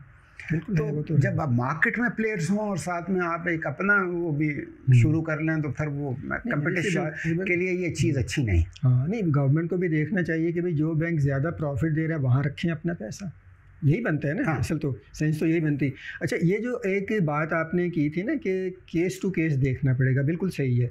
अच्छा, मैं थोड़ा सा इसको इस तरह समझ रहा हूँ कि जो ये बात मैंने की कि जैसे एक सेक्टर को आप ओपन कर दें, डिरेगुलेट कर दें, लिबरलाइज़ कर दें, उसमें कंपटीशन होगा और फिर जो भी कंसर्न एसओई होगी खुद ब खुद वाइप आउट हो जाएगी। लेकिन सारे सेक्टर्स में ऐसा नहीं किया जा सकता है। प्रॉब्लम ये भी है, एक स्टील मिल का सेक्टर तो ऑलरेडी ओपन है, वहाँ तो चल रहा है, या इंपोर्ट कर रहे हैं आप यहाँ से लोकली भी स्टील जो है बनाया जा रहा है। तो दूसरा, अब अगर हम रेलवेज़ की मिसाल ले लें तो अब इसमें इशू आ जाता है कि इस सेक्टर को कैसे ओपन करेंगे आप। उसमें कंपटीशन कैसे लाएंगे, नहीं आ सकता उसमें उस तरह का। अच्छा, और ये भी कि साथ देखें ना आप, कोई 200 से ज़्यादा एसओईज़ हैं और 100 के करीब कमर्शियल एसओईज़ हैं। कमर्शियल एसओईज़ तो अब तक हो जानी चाहिए, ठीक है, बिल्कुल। और लेकिन बहरहाल उसमें सबसे बड़ा इशू जो अब रेलवे का भी बना हुआ है कि क्या किया जाएगा उसका, और इस कदर डिटीरियोरेशन हुई है। सफ़र करना रेलवे में एक हॉरिबल एक्सपीरियंस बन चुका है। चाहे ये भी हुआ है उसमें, ट्रेन जो हैं जैसे ग्रीन लाइन ट्रेन है, कुछ और ट्रेन है, उनकी जो मतलब वो प्राइवेटाइज़ कर दी हुई है, टिकटिंग प्राइवेटाइज़ कर दी, उसमें सर्विसेज जो है वो प्राइवेटाइज़ कर दी, लेकिन इतना बुरा हाल है ना कहीं आप कंप्लेंट कर सकते हैं ना कुछ कर सकते हैं। तो वो, बल्कि मैं इसे यूँ कहता हूँ, जितना केयरलेस पब्लिक सेक्टर है पाकिस्तान का, तो क्योंकि पब्लिक सेक्टर का रिफ्लेक्शन होता है प्राइवेट सेक्टर, वो भी उतना ही केयरलेस है। अब रेलवे का जहाँ तक स्पेसिफिकली है ना जी, एक तो रेलवे के रेवेन्यू के सोर्सेज दो हैं, एक तो पैसेंजर से है जी, दूसरा कार्गो से। हाँ जी। अब जहाँ तक रेलवे का कार्गो का बिजनेस है वो तकरीबन ना होने के बराबर है, जो एक ज़माने में हुआ था। अब पब्लिक सेक्टर में तो एक इदारा खड़ा करने का मकसद ये होता है, जैसे कहें कि नेशनल बैंक को गवर्नमेंट का बिजनेस मिलता है, PIA को गवर्नमेंट का बिजनेस मिलता है, तो वो जो गवर्नमेंट का तकरीबन तमाम कार्गो की ट्रैफिक थी वो पहले रेलवे के थ्रू होती थी, या और प्राइवेट सेक्टर की भी जो है आपका कार्गो का इदारा यही था। जी। अब मसला ये है कि एक ही काम करने के लिए हमने पब्लिक सेक्टर में 2 इदारे खड़े कर दिए और वो आपस में कम्पीट NLC। हाँ जी। तो अब वो जितना भी रेलवे का कार्गो का बिजनेस था वो NLC के पास चला गया। तो ये पब्लिक सेक्टर में एक ही काम करने के लिए 2 इदारे जो है, ये ज़रा ना समझ में आने वाली जो है बात है। या तो बिल्कुल ओपन कर देते हैं, या तो बिल्कुल ओपन कर देते हैं, वो भी नहीं किया। तो वो ये जो है, जब चीज़ें गवर्नमेंट के हाथ में रहेंगी तो इनएफिशिएंसीज जो है इस टाइप की होंगी। एक और मैं बात करना चाहता था, देखिए कि ये जो प्राइवेटाइजेशन है ना, वो इसलिए मैं कह रहा हूँ कि जो है NGOs को दे दें कि कोई प्राइस डिटरमिन करने की, लेट्स सपोज के कोई नीयत ख़राब नहीं है, कोई करप्शन नहीं है, कैपेसिटी इश्यूज भी तो है ना, कि हम और भी बहुत सारे प्राइवेटाइजेशन के अलावा और भी बहुत सारे काम हम बुरे तरीके से कर रहे हैं। तो जब हम इतने काम बुरे तरीके से कर रहे हैं तो उसमें हम कैसे उम्मीद कर लें कि प्राइवेटाइजेशन का अमल हम बड़े अच्छे तरीके से कर लेंगे। सही है, मतलब जब वो आवे का आवे ख़राब है तो उसमें से जो ईंट निकलेगी, एक ज़रूरी नहीं कि वो ईंट सही निकल है जी, इस ईंट को हम सही निकाल लेंगे। मतलब मुझे एक इंटरव्यू याद आता है कि वो कोई से IG को कोई इंटरव्यू कर रहा था, तो उन्होंने कहा जी पुलिस में ये खराबियाँ हैं, ये खराबियाँ हैं। तो उसने कहा जी पुलिस इसी माशरे से आती है। ठीक, तो वो जो आपकी प्राइवेटाइजेशन की प्राइस डिटरमिन करने वाले लोग हैं, वो हमारी यूनिवर्सिटियों से निकले हुए हैं, इसी माशरे से आए। बेशक वो फॉरेन कंसल्टेंट सिलेक्ट कर लेंगे, लेकिन क्या फॉरेन कंसल्टेंट को सिलेक्ट करना, हम जो है करेंगे तो वही, हम क्रिकेट के लिए जो है फॉरेन कोच सिलेक्ट कर लेते हैं, लेकिन क्या हम वो कोच सही सिलेक्ट करते हैं? यही ठीक। अब आप एग्जांपल एक ले लें PTCL की, अभी तक जो है $800 मिलियन जो है वो उसके नहीं आए, और ये प्राइवेटाइजेशन हुई थी 2007 जी। तो अब हमने डील में कहीं ना कोई खराबी की है ना, गड़बड़ है। रिकॉर्डिक में तो कुछ था नहीं था, एक बार हमें कैंसिल करना पड़ा, फिर हमने किया, कहीं ना कहीं हमने डील में कोई ख़राबी की है। तो हमसे ये भी उम्मीद नहीं की जा सकती कि हम जो प्राइवेटाइजेशन की डील बनाएंगे वो कोई बहुत अच्छी बनाएंगे। इसलिए बेहतर यह है कि इसको गार्बेज के तौर पे जो है निकालना चाहिए, जैसे भी हो ना। अच्छा, साथ जैसे आपने मशरकी जर्मनी की मिसाल दी, तो मैंने पढ़ा था इनके बारे में, जो चेकोस्लोवेकिया है, अब तो चेक रिपब्लिक है वो ना जी, तो उसके जो वेलवेट रेवोल्यूशन था, उसके डॉक्टर वैक्लाव क्लास थे। अच्छा, बाद में वो फाइनेंस मिनिस्टर भी रहे, प्राइम मिनिस्टर भी बने, प्रेसिडेंट भी रहे वहाँ के। अच्छा, उनका एक इंटरव्यू था और उसमें उन्होंने बड़ी ही इंटरेस्टिंग बातें इस तरह की बताई ना। उन्होंने कहा कि मतलब जैसे जर्मनी था, UK था, अच्छा वो साल भर में कोई एक एंटिटी प्राइवेटाइज़ कर दी उन्होंने। हमारे तो कहता सारा है था ही, मतलब एक तरह से स्टेट सेक्टर है सारा, पब्लिक सेक्टर ही था यहाँ, क्योंकि सोशलिस्ट गवर्नमेंट थी पहले, प्राइवेट सेक्टर में तो था ही कुछ नहीं। तो हम तो यहाँ पे एक दिन में सैकड़ों SOEs जो है वो प्राइवेटाइज़ कर देते थे बैठ के, और हमने ये कभी सारा कुछ इतना किया ही नहीं, क्योंकि हम ये करना चाहते थे। एक चीज़ हमने तय कर ली थी कि प्राइवेटाइज़ कर देना है, बस ख़त्म हो जाएगी बात, उसके बाद देखा जाएगा फिर जो कुछ भी होगा ना। लेकिन हमारे यहाँ देखें ना, अभी भी 200 से ज़्यादा SOEs 100 के करीब कमर्शियल तो बिल्कुल नहीं होनी चाहिए ना गवर्नमेंट के पास। तो इस तरह तो काम नहीं चलेगा ना, इस तरह कोई भी चीज़ कभी सही नहीं हो सकती। इसको यही आप जो चेकोस्लोवाकिया की आपने एग्जांपल दी है, इसको इसी तरीके से करना पड़ेगा कि फ़ैसला कर लें कि हमने देना है, लेकिन जो है अगर आप इसको कंट्रोवर्शियल तरीके से करेंगे कि वो जिस फलां के रिश्तेदार को जिसका एविएशन में बैकग्राउंड है उसको दे दें, तो फिर जो है ये नहीं हो सकेगी। अगर आपने ये फ़ैसला कर लेना है कि इसको बहरहाल करना है, तो इसको आपको नॉन कंट्रोवर्शियल लोगों को जो है देना होगा। वो मैं नहीं कह रहा कि जी NGOs की इतनी कैपेसिटी है कि वो ये सब कुछ कर लें। बिल्कुल सही। वो पहले एक को करके देखते हैं, फिर उसके बाद जो है क्या हो सकता है। हाँ, हो सकता है, लेकिन इसमें आपका मॉडल ठीक है इदरीस साहब, लेकिन इसमें फिर वही बात है कि बाहर से भी किसी को बुला के दिया जाएगा तो उस पर भी एतराज़ आ जाएगा। अच्छा, फिर वही जो अभी हमने बात की थी कि गार्बेज तो बन चुकी हैं, बाज़ जो हैं उनकी में इतनी ख़राबी हो चुकी कोई ख़रीदना नहीं चाहता, लेकिन आपने करना तो है कुछ उनका, या तो बिल्कुल उसे ख़त्म कर दें। हाँ, ठीक है ना, या तो ये हो सकता है कि फिर जो भी उसके एसेट्स हैं उन्हें बेचें, उनको जो उसके एम्प्लॉइज़ हैं उनको जो आपने देना है दे के ख़त्म कर दें। एग्जैक्टली अगर ऐसा भी करना है तब भी मैं यही कहूँगा कि वो अगर NGOs को देंगे ना, तो उन पर पब्लिक को एतमाद है कि जी स्टील मिल को NGO को दे दें, वो उसकी ज़मीन बेच के जो है जो करना चाहे कर ले, कुछ हुकूमत को दे दें, कुछ अपने रिफाई, मतलब है कि वो पैसा ठीक है कि NGO को जाएगा, लेकिन वो पाकिस्तानी अवाम की फलाह व बहबूद के लिए इस्तेमाल होगा ना, तो शायद एतराज़ात जो है कम हो जाएंगे। अगर आप किसी एक शख्स को दे देंगे और वो बाद में पता चले कि ये तो प्रॉपर्टी टाइकून है और उसने वहाँ पे हाउसिंग सोसाइटी बना दी, तो फिर जो है आपके लिए बहुत सारे जो है मसाइल पैदा हों। तो इसका हल जो है खैराती इदारों को देना ही जो है सबसे बेहतर जो है बनता है। अच्छा, अब ये भी है कि इस मॉडल को यकीनन थोड़ा सा इस पे काम करने की ज़रूरत है, और फिर ये देखना होगा कि पाकिस्तान के खैराती इदारे जो हैं इस चीज़ के लिए तैयार भी हैं कि नहीं। एग्जैक्टली, अभी तो मैं तो अपने तौर पे कह रहा हूँ, हमने उनसे किसी से बात नहीं की। नहीं, सही, उनसे बात करने के लिए देखना होगा कि नंबर 1 वो जहनी तौर पे तैयार है या नहीं है, नंबर 2 उनकी कैपेसिटी है या नहीं। जी, कैपेसिटी का मुझे थोड़ा सा एतबार इस तरह से है कि ये नहीं कि हम 100 दे देंगे तो फिर तो कैपेसिटी नहीं होगी, कि अगर उन लोगों ने अपनी काविश से जो है ज़ीरो से स्टार्ट करके इदारे को इतना बड़ा कर लिया और सिर्फ पब्लिक ट्रस्ट की बेस पे किया है, तो नंबर 1 ऑनेस्टी तो है, नंबर 2 जो है विजन भी कुछ ना कुछ है, और कैपेसिटी भी कुछ है। और इदारे को चलाने के लिए क्या चाहिए होता है? Managerial ability. जी, मैनेजरियल एबिलिटी भी मौजूद है कि इदारे को इतना बड़ा कर लिया। तो ये चंद चीज़ें जो ऑर्गेनाइजेशन को अच्छी चलाने के लिए होती हैं, वो कुछ जो नोबल काम जो लोग कर रहे हैं उनमें चंद लोग ऐसे नज़र आते हैं कि जिनमें हैं, और ढूंढे जाए तो और भी निकल सकते हैं। जी। अच्छा, एक जो हम समझते हैं और आप भी इस बात को मानते होंगे कि बिज़नेस के अंदर जो एक डायनामिक होती है, डायनामिक्स जो है उसकी प्रॉफिट से रिलेटेड सबसे बड़ा जो उसमें इंसेंटिव होता है किसी भी बिज़नेसमैन के लिए, वो प्रॉफिट है। अच्छा, क्या जब हम इस तरह का एक मॉडल बना के ये रिफाही इदारे हैं उनको देते हैं, ये ठीक है, जैसा अभी पहले हमने बात की कि उसमें एक एग्रीमेंट में लिख दिया जाए कि भाई इतने % आप रिफाह पे ख़र्च कर सकेंगे काम, उससे ज़्यादा नहीं प्रॉफिट।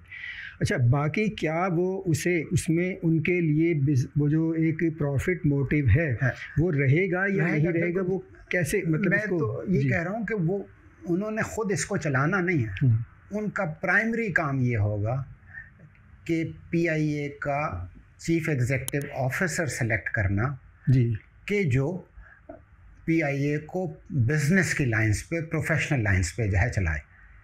मैं सिर्फ ये कह रहा हूँ कि वो बोर्ड पे लोग होंगे, जी, उस इदारे के, उस बोर्ड का काम, और बोर्ड को हेड जो है वो रिफाई इदारे का हेड जो है वो बोर्ड को हेड कर रहा होगा। तो जो है उनका काम ये है कि PIA के लिए पॉलिसी सिर्फ बनाना, और जो है उनका राइट CEO सिलेक्ट करना, और जो है आप कह लेंगे फिर उसको फ्री हैंड दे देना कि आपने इसको बिजनेस के तौर पर चलाना। इंटरफेरेंस जो है ना, देखें जी, मसलन वो मेरा ख्याल है रॉकी फेलर है या किसी की एग्जांपल है कि जिसने एक बहुत बड़ी ग्रांट दी वर्जीनिया यूनिवर्सिटी या किसी अच्छा को बनाने के लिए। और वो वहाँ पे पहले वो किसी जिसको उसने सिलेक्ट किया प्रेसिडेंट या वाइस चांसलर वगैरह, वो किसी कॉलेज या कहाँ पे जो है पढ़ाता था। तो उसने कहा कि उसको कहा कि मैंने आपसे मिलना है। उसने कहा कि नहीं 11 बजे मैं मिलना। उन्होंने कहा नहीं मेरी तो 11 बजे क्लास होती है। उन्होंने कहा अच्छा मैं आपके दफ्तर में इंतज़ार कर लूँ। उन्होंने 2 घंटे रॉकेफेलर ने जो है इंतज़ार किया। अच्छा वो जो है शख्स आया, उसको कहा कि मेरा ये प्लान है, मैं ये चाहता हूँ कि आप इस इदारे को हेड करें, इसको बनाएं, ग्रांट पैसा मेरा हो। पैसा दे दिया। यूनिवर्सिटी की इनाग्रेशन आई तो जो है यूनिवर्सिटी की इनाग्रेशन के लिए जो है उसको बुलाया गया रॉकेफेलर को। उन्होंने कहा नहीं मेरा आना मुनासिब नहीं।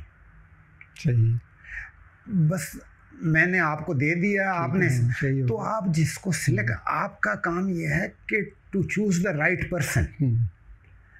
ये सबसे बड़ा काम है। एक बार राइट पर्सन आपने सिलेक्ट कर लिया, फिर उसको फ्री हैंड दे दें कि वो जो है इदारे को चलाना है और बिजनेस की लाइन पे चलाना है, एनपीओ एनजीओ की लाइन पे नहीं चलाना। अच्छा, इसमें फिर जो मैं जो बात कहना चाह रहा हूँ कि वो जो बोर्ड है जिसमें ये बड़े ऑनेस्ट लोग हैं, बड़ा इनका एक क्रेडिबल स्टेचर भी है, जैसे आपने बात की कि देना ही इसीलिए है ना उन्हें क्योंकि इतराज़ ना हो सके, तो वो लेकिन उनका तो जो मोटिव है वो प्रॉफिट नहीं होगा क्योंकि वो ख़ुद तो उसमें ओनरशिप नहीं है उनकी। तो क्या उससे अगरचे मतलब ये मैं समझ रहा हूँ आपकी बात कि बिल्कुल एक नया मॉडल, एक नया एक्सपेरिमेंट हो सकता है, इसे करके देखा जा सकता है, लेकिन यकीनन इसमें से वो प्रॉफिट मोटिव, जो पर्सनल प्रॉफिट मोटिव होता है वो मिसिंग है। जैसे एक बिजनेसमैन का हो सकता है, फ़र्ज़ करें पीआईए किसी बिजनेसमैन को बेची जाती है तो उसका जो मतलब प्रॉफिट मोटिव होगा वो बिल्कुल डिफरेंट होगा। इसमें जो है ये है उनका मोटिव जो है ये होगा एनजीओ का कि जो है इसका अगर प्रॉफिट जो है 100 रुपये होगा तो उसमें से 40 रुपये जो है एनजीओ को मिलेंगे। अच्छा। अपने रिफाई कामों के लिए। अच्छा, तो उनको प्रॉफिट जनरेट करने में उनको इंटरेस्ट होगा क्योंकि 100 रुपये जनरेट होंगे तो उनको 40 रुपये मिलेंगे। जी जी। तो इसलिए जो है मतलब हाँ प्रॉफिट का मोटिव किल नहीं होगा। अच्छा ठीक है। हाँ, आपने उसे इस तरह जोड़ा है कि उसमें समझे जो अगर जितना ज़्यादा वो प्रॉफिट होगा उसमें से उनकी परसेंटेज बढ़ती जाएगी उस तरह। अच्छा, मतलब ये बिल्कुल मतलब I am open to it कि हमें बिल्कुल देखिए अभी ये आइडिया है, मैं कह रहा हूँ कि इसको डिबेट किया जाए। सही है, बिल्कुल सही डिबेट किया जा सकता है। नहीं देखिए ना, हम बिल्कुल ओपन, क्योंकि प्राइवेटाइजेशन करनी है और नहीं हो पा रही तो हमने सारा कुछ देखना भी क्या हो सकता है, कैसे हो सकती है, ठीक है ना, क्योंकि हम जैसे मशरक़ी जर्मनी ने वो गार्बेज समझ के बेच दिया, वो भी नहीं मुमकिन है। अच्छा, ईस्ट जर्मनी में जैसे एक दिन में उन्होंने उठा के दर्जनों जो प्राइवेटाइज़ कर दी और जितने भी गई हैं किसी ने कोई इसकी डिटेल नहीं हुई, कोई कुछ नहीं हुआ, उस तरह कर दी। तो हमें भी कुछ ना कुछ तो करना है और हम असल में सारी ये गुफ्तगू भी इसीलिए कर रहे हैं कि एक तो लोगों को भी पता चले कि क्या हो रहा है, क्या मसाइल हैं, क्या रुकावटें हैं, और साथ ये भी कि भाई हल क्या हो सकती हैं, कि क्या रास्ता निकाला जा सकता है, कैसे इनका जो बर्डन, जो टैक्स पेयर्स पे इन एसओईज़ का बर्डन पड़ा हुआ है, उस बर्डन को ख़त्म कैसे किया जाए। हुकूमत अगर ये जहन में चीज़ निकाल देना कि प्राइवेटाइज़ करके हमने इससे कोई रेवेन्यू जनरेट करना है तो मसाइल आसान हो जाएंगे। हुकूमत बाज़ चीज़ों के रेवेन्यू के अलावा फ़ायदे होते हैं। मैं आपको दूसरी मिसाल देता हूँ कि ये जो इंटरनेट की बैंडविड्थ और ये सारी जो है गवर्नमेंट क्या करती है कि पीटीए जो है सेल करती है स्पेक्ट्रम, उसको कहते हैं, स्पेक्ट्रम सेल करती है ये मोबाइल ऑपरेटर्स को, और उसकी प्राइस जो है जो फर्स्ट टाइम उन्होंने की थी तो कोई $292 मिलियन वगैरह पे जो है बेचा गया था। जब गवर्नमेंट को पता चला कि ये इतने में बिक जाता है तो गवर्नमेंट ने कहा ये तो डॉलर का सोर्स है, तो अब वो जब भी स्पेक्ट्रम बेचना चाहते हैं उसकी प्राइस इतनी हाई रखते हैं कि कोई मोबाइल ऑपरेटर आता ही नहीं है बिड करने। अगर वो सिर्फ इसको ये सोच लें कि इससे इंटरनेट जो है दूर दराज इलाकों तक पहुंच जाएगा, गांव तक पहुंच जाएगा, और उससे बिज़नेस अपॉर्चुनिटीज़ बढ़ेंगी, उसके एजुकेशन अपॉर्चुनिटीज़ बढ़ेंगी, मुल्क को जो वो दूसरा फ़ायदा होगा, गवर्नमेंट अगर उसको जहन में ले आए और फ़िलहाल इस फ़ायदे को छोड़ दे तो जो है बात जो है ग्रोथ जीडीपी के लिए जो है काफ़ी बेहतर है। बिल्कुल सही, ये बिल्कुल कंसिडरेशन होनी चाहिए कि चीपर हो जाएगा इंटरनेट, दूर दराज पहुंचेगा, स्पीड बेहतर होगी उसकी। तो इसी तरह जो है गवर्नमेंट अगर इस चीज़ को छोड़ दे कि हम PIA को प्राइवेटाइज करेंगे तो हमें इतने $1 मिलियन मिल जाएंगे, वो सोचें कि ये हमारे यहाँ बर्डन है, ये गार्बेज है, इस गार्बेज को हमने किसी तरह फेंकना है घर से, ये घर में ताफुन फैला रहा है। लेकिन उस ताफुन को कोई शायद महसूस नहीं कर रहा है, या वो आदी हो चुके हैं, उस आदी हो चुके हैं। असल बात ये, अगर आप 17th सेंचुरी इंग्लैंड में चले जाएं तो जो होता ये था कि बादशाह जो है लोगों की ज़मीन, हुकूमत का ख़र्चा कैसे चलता था, बादशाह जंगें भी बहुत लड़ता था, बादशाह माल गनीमत आता था, वो लोगों की ज़मीनों पे कब्ज़ा कर लेता था, लोगों से लोन लेता था, वापस नहीं करता, खराज वसूल करते थे। तो जो UK के, इंग्लैंड के उस दौर के, बरतानिया के जो अमीर लोग थे पार्लियामेंट के, उन्होंने जो है एक एग्रीमेंट किया बादशाह के साथ कि भाई हम आपको इतना पैसा देंगे, हम इतना टैक्स देंगे, और उसके बाद जो है आपने हमारी ज़मीन को, हमारी प्रॉपर्टी को हाथ नहीं लगाना। तो बादशाह को समझ आ गई कि उसको एक परमानेंट सोर्स मिल गया, और जो है दूसरी तरफ जो है अमन भी कायम हो गया, सिक्योरिटी मिल गई अपनी। लेकिन उस वक्त की जो सूरत हाल थी, उस वक्त सेंट्रल बैंक नहीं होता था, हुकूमत के पास नोट प्रिंटिंग मशीन नहीं थी। अब हुकूमत के पास नोट प्रिंटिंग मशीन है तो हुकूमत को जो है हमारे टैक्स की ज़रूरत नहीं। नोट प्रिंटिंग से जो है बाद में इन्फ्लेशन और उसके जो असरात हैं वो एक अलहदा है, लेकिन वक्ती तौर पे हुकूमत के डॉलर के मसले नहीं हल किए जा सकते। लेकिन जो लोकल करेंसी है, डॉलर छाप नहीं सकते, लेकिन लोकल करेंसी को छाप सकते हैं। तो हुकूमत छापे जा रहे हैं। अगर टैक्स नहीं भी मिलता तो जो है हुकूमत जो है उस तरीके से जो है पूरा करती है, छाप के तनख्वाहें दिए जा रहे हैं बस। ठीक, अब हुकूमत का अगर ये सोर्स बंद हो जाए, फिर हुकूमत को जो है अवाम पे रिलाई करना पड़ेगा कि जो है अवाम के टैक्स से ही जो है हमारा पैसा चले। मुख्तलिफ IMF मुख्तलिफ वगैरह जो है वो चीज़ें कोशिश आपसे करते हैं कि जी 4% से ज़्यादा GDP का डेफिसिट नहीं होना चाहिए वगैरह, लेकिन गवर्नमेंट तरीके निकाल लेती है। IMF ने कहा कि जी आप स्टेट बैंक से नहीं बोरो कर सकते, अब स्टेट बैंक जो है बैंकों को लेंड कर देता है और हुकूमत बैंकों से बोरो कर लेती है, इधर से नहीं तो इधर से उधर से पकड़ कर लें। तो जब तक हुकूमत का ये सोर्स बंद नहीं होगा कि फाइनेंसिंग का, हुकूमत जो है ठीक नहीं हो सकता। मतलब बंद मेरा ख्याल है किया भी नहीं जा सकता। देखिए ना, लेजिस्लेशन होती है, वो फिस्कल रिस्पॉन्सिबिलिटी एक्ट भी बना, लेकिन कहाँ है वो, कोई नहीं, उस पर अमल नहीं हुआ, बिल्कुल अमल नहीं होता। चीज़ें जैसे कितने ही कानून बने पड़े, कोई अमल नहीं होता उन पर। यही एक है कि हमें कानून बनाने का बहुत शौक़ है, फिर उस पर अमल करने का हमें शौक़ नहीं है, फिर उसको किसी तरह मैनिपुलेट करके हम बाद में अमेंड भी कर देते हैं, ख़त्म भी कर देते हैं। तो ओवरऑल गवर्नेंस का इशू है, और गवर्नेंस बहुत वीक है। वे आउट अच्छा आपने निकाला है, लेकिन एक जो बात आप कर रहे हैं कि एक तो कन्विंस करने की ज़रूरत है कि इसे गार्बेज समझें, ऐसी गार्बेज जो आप पे बोझ बनी हुई, जो आपके लिए नुकसानदेह है, प्रेजेंटली भी नुकसानदेह और फ्यूचर में भी नुकसानदेह। जैसे स्टील मिल की मिसाल आपने दी हुई है कि वो 2200 अरब की एक तख़य्युली जो करप्शन सुप्रीम कोर्ट को नज़र आ रही थी उस वक़्त, उसके अच्छा वो उसे रोकते रोकते पता नहीं कितने 22,000 अरब रुपए लग गए होंगे उस पर, और दूसरी चीज़ों पे भी कि अगर वो उस वक़्त प्राइवेटाइज हो जाती और उससे टैक्स की कितना भी जनरेट हो सकता था हुकूमत के लिए। तो कितनी सारी कंसिडरेशन। एग्जैक्टली यही बात। थोड़ा सा मीडिया का भी इशू है कि जब हम इसको प्राइवेटाइज करने लगते हैं तो वो मीडिया कहता है कि जी फैमिली सिल्वर को जो है औने पौना बेच दिया और वगैरह जो है।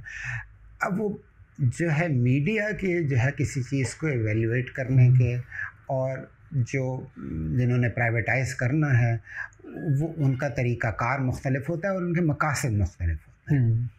मीडिया स्टील मिल को एवेल्युएट करेगा तो वो उसकी ज़मीन की कीमत देखेगा, लेकिन स्टील मिल की ज़मीन की कीमत तो नहीं देखनी हमने, तो स्टील मिल की गोइंग कंसर्न कि उसको चलाकर क्या प्रॉफिट अर्न किया जा सकता है। ज़मीन की कीमत तो आप तब देखें कि उसको बंद करना हो।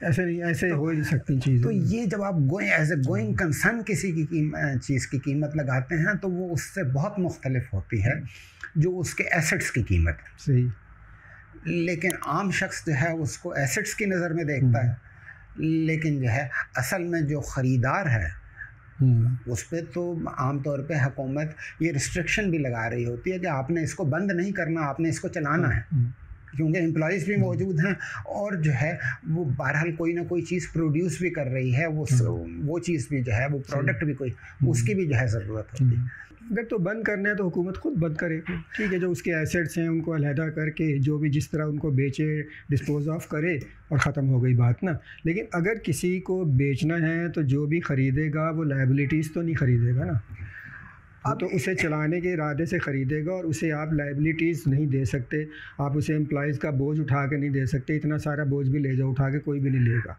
अब असल में ये भी है ना कि पास इदारे ऐसे भी हो सकते हैं कि जिनको वाकई बंद ही करना पड़े, जब बंद करना है तो फिर एसेट्स को बेचना है। लेकिन जिस तरह का जिस लेवल का ट्रस्ट है लोगों पे, लोगों का हुकूमत पे, बहुत बड़ा इशू है, तो लोग ये कैसे एतबार करेंगे कि जो है ये जो एसेट्स की कीमत जो गवर्नमेंट ने लगाई है वो सही लगाई। सही है।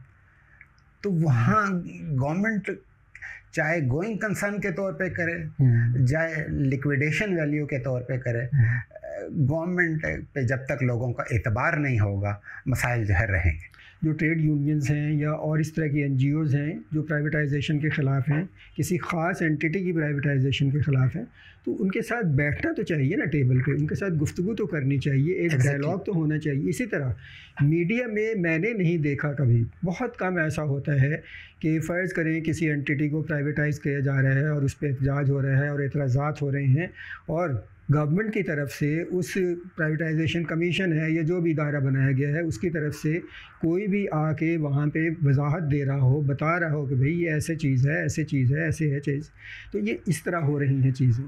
तो यकीनन थोड़ी सी एजुकेशन तो करनी पड़ेगी ना इस चीज़ में। एग्जैक्टली गवर्नमेंट का एक मसला ये भी है कि गवर्नमेंट प्रॉपरली बाय इन नहीं क्रिएट करती, कर नहीं, तो लेकिन इशू वही गवर्नेंस का ना, जैसे गवर्नमेंट बाकी काम अच्छा नहीं कर रही, वो बाय इन का काम भी अच्छा नहीं कर रही। जहाँ तक खलील साहब आपने बात PTCL की है ना, ये याद रखिए कि आप कह रहे हैं PTCL करना, हमने फैसला कर लिया तो कर लिया। PTCL पॉलिटिकल दौर में प्राइवेटाइज नहीं हुआ, मुशर्रफ का दौर। हाँ, तो वो सही है, वो पॉलिटिकल दौर और मिलिट्री दौर में फ़र्क है।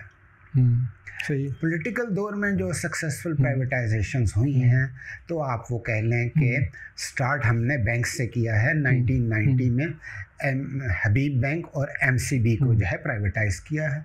ये किसी हद तक जो है ऑन बैलेंस तमाम चीज़ें देखें तो जो है बेहतर प्राइवेटाइजेशंस थी हो गई। और फिर जो है मिलिट्री दौर में 2 और बैंक प्राइवेटाइज हुए। मिलिट्री दौर के अवाइल में 2001-2 में एलाइड बैंक और दूसरा यूनाइटेड बैंक लिमिटेड।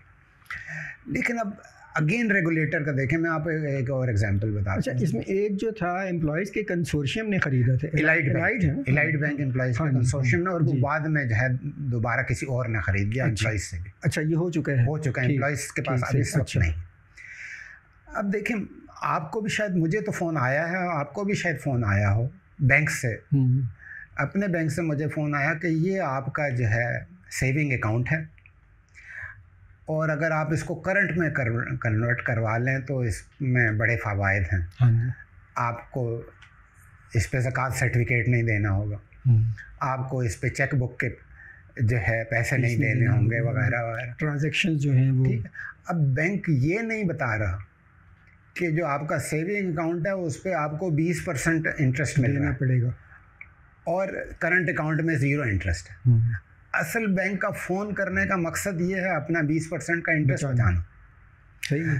तो अब जो एक फाइनेंशियली लिटरेट पर्सन है या अदरवाइज लिटरेट है उसको तो बात समझ आ गई, लेकिन एक आम शख्स जो है, जितनी हमारे यहाँ ओवरऑल लिटरेसी है, उसको अगर ये फ़ोन जाता है तो हो सकता है कि वो कन्वर्ट करवा लें। वैसे तो कंपटीशन कमीशन के तहत भी आता है, क्योंकि अनफेयर बिजनेस प्रैक्टिस है ये। अनफेयर बिजनेस, आप पूरी बात अपनी डिस्क्लोज़ नहीं कर रहे हैं, आधी बात डिस्क्लोज़ कर रहे हैं। और मैं इदरीस साहब, ये तो इतना बड़ा एक स्कैम है। मैं देखता हूँ कि नई जनरेशन जो है, जो लोग बिल्कुल यंग लोग हैं, कोई PLS अकाउंट नहीं खुलवा रहा, क्यों नहीं खुलवा रहे? सर्विसेज बेहतर नहीं है, अकाउंट नहीं खोलते, तंग करते हैं। बिल्कुल एग्जैक्ट। और अच्छा फिर ये कि हर 6 माह बाद उनके जो एक स्केड्यूल ऑफ चार्जेस है वो नया बन के आ जाता है, मर्जी से उसमें सब कुछ बढ़ा दिया जाता है। स्टेट बैंक इन्फ्लेशन बढ़ाने वाला रेगुलेटर। एग्जैक्टली। तो वो मैं यही कह रहा हूँ कि जी रेगुलेटर चाहे नेपरा हो, चाहे स्टेट बैंक हो, चाहे ओगरा हो, तो ओगरा, नेपरा, स्टेट बैंक में लोग इसी सोसाइटी से आ रहे हैं। तो जब सोसाइटी में जो है हमारा एक प्रॉब्लम ये भी है, ये सब्जेक्ट अलग हो जाएगा, कि करप्शन की तरफ हमारा बहुत बिनाइन एटीट्यूड है। वजह ये है कि वो हम ये हाई प्रोफाइल करप्शन सुनते हैं ना, तो हम कहते हैं नहीं जो कोई सबूत तो मिला ही नहीं, तो ऐसे ही टाइम्स आया हुआ। लेकिन अगर आप नीचे उतरें और आप देखें कि एक ट्रैफिक पुलिस वाले ने एक मोटरसाइकिल वाले को रोका हुआ है और दोनों में कोई बातचीत हो रही है, तो आपको समझ आ जाएगा कि क्या हो रहा है। तो ये जो करप्शन है ये आपके हर वक्त जो है ट्रैफिक पुलिस में हो रही है, आपकी थाने कचहरी में हो रही है। अब थाने कचहरी वाला जो SHO है, अगर वो करोड़ों रुपए की रिश्वत दे के जो है, अगर वो SHO लगा है, बिल्कुल है ऐसे, और फिर उसको ऊपर भी देना है और नीचे भी देना है, तो फिर वो जो है क्राइम को रोकेगा या क्राइम को इनकरेज करेगा? अच्छा देखिए, इस ओवरऑल गवर्नेंस का इशू है, सिर्फ किसी एक रेगुलेटर का नहीं है। जो गवर्नेंस का आवा है, इसको हम यूँ ज़रूर कह सकते हैं, गवर्नेंस का पूरा जो आवे का आवा है बिगड़ा हुआ है। और वही दुरुस्तगी देखें हमेशा ऊपर से होगी, नीचे से नहीं हो सकती। नीचे से एक प्रेशर बिल्ड किया जा सकता है, मूवमेंट बनाई जा सकती है, पब्लिक ओपिनियन बिल्ड की जा सकती है कि भाई आप बेहतरी लाएं ऊपर से। ये इसको आप यूँ समझ लें कि IG ट्रैफिक अगर सूबे का है या इस्लामाबाद का IG ट्रैफिक जो है, जिस दिन वो चाहे ना कि नीचे कुछ नहीं होगा, ख़त्म हो जाएगा, आपको भी पता है। वो देखिए बात यही है ना कि एक आप आइडियल सिचुएशन की बात कर रहे हैं, लेकिन जो है वो लेकिन आपको भी पता है, मुझे भी पता है कि वो नीचे से जो कुछ चलता है वो ऊपर तक पहुंचता है। एग्जैक्टली बस। लेकिन जो है जब आप ऊपर को पकड़ने की कोशिश करते हैं तो वो कहते हैं सबूत में आई है। मैंडेट जब दिया जाता है तो उस मैंडेट को तो निभाना है। मैं तो ऊपर से मतलब फिर प्राइम मिनिस्टर लूँगा। बिल्कुल, प्राइम मिनिस्टर से चीफ एग्जैक्ट। देखिए मैं बिल्कुल एक मतलब सूबों का हम अलग कर लें, जैसे सूबे में अगर कहीं एक छोटा सा मुलाजिम भी रिश्वत ले रहा है, कोई अपनी अथॉरिटी को अब्यूज़ कर रहा है, तो उसकी ज़िम्मेदारी सूबे के चीफ़ एग्जेक्टिव तक आती है। इसी तरह फेडरल गवर्नमेंट का जो चीफ़ एग्जेक्टिव बैठा है, वज़ीर आज़म, जो कुछ भी हो रहा है उसकी ज़िम्मेदारी उस तक भी जाती है। मसला ये है कि देखें, एक तो ये है कि अक्सर ये बात होती है कि जी ये करप्शन तो एविडेंस मौजूद है कि वो फ़लाँ कंट्री भी करप्ट है और ये है और वो, और देखें उसका GDP तो ऊपर जा रहा है करप्शन के साथ। एक तो ये मिसनोमर, हम एग्जैक्ट चैनल्स नहीं देख रहे। दूसरा ये भी अक्सर कहा जाता है कि जी करप्शन की बात को छोड़ें, गवर्नेंस को ठीक। Corruption and governance are interrelated है। मैंने आपको कहा ना कि जी SHO का काम है क्राइम को रोकना। गुड गवर्नेंस का ग्राफ जितना ऊपर जाएगा करप्शन उतनी कम होगी, सीधी सी बात है। बिल्कुल, हाँ जी। नहीं तो अदरवाइज मैं तो उल्टा कहूँगा कि करप्शन जितनी कम होगी गवर्नेंस उतनी बेहतर होगी। अच्छा, मुझे एक बात और इसमें याद आ रही है, वही जो मैंने चेक रिपब्लिक की बात की ना, डॉक्टर वैक्लव क्लास की, तो उन्होंने एक बात अपने इंटरव्यू में और बयान की थी, बड़ी इंटरेस्टिंग बात है। वो कहते हैं कि भाई गवर्नमेंट जो है ना वो तो कारोबार कर ही नहीं सकती ना, बिल्कुल सवाल ही नहीं पैदा होता। वो कहते हैं गवर्नमेंट प्राइवेटाइज भी नहीं कर सकती।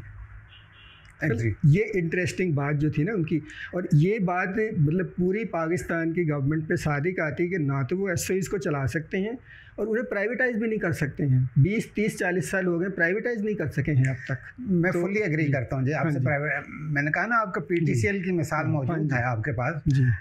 $800 मिलियन अभी भी रहते हैं। सही, गलती किसकी है वो एक अलग बात, लेकिन हमने डील बुरा किया ना, तो हम प्राइवेटाइज भी अच्छे तरीके से नहीं कर सकते। हाँ जी, बिल्कुल वही बात है ना जो इसने किया, इस आदमी ने की है। हाँ जी। तो इदरीस साहब बहुत शुक्रिया, आज हमारी गुफ्तगू बहुत अच्छी रही है। तो फिर हमारा जो ये वीडियो सीरीज़ है मुकालमा सबके साथ, किसी और मौजू पे भी हम आपके साथ फिर बात करेंगे। तो बहुत शुक्रिया। बहुत शुक्रिया। हाँ जी, थैंक यू फॉर हैविंग। आज हम अपनी जो वीडियो मुकालमा सबके साथ है उसका इख्तिताम तक पहुँचते हैं। हमारा टाइम भी ख़त्म हो रहा है और आइंदा दूसरी वीडियो में हम किसी और मेहमान के साथ आपके सामने फिर हाजिर होंगे। शुक्रिया।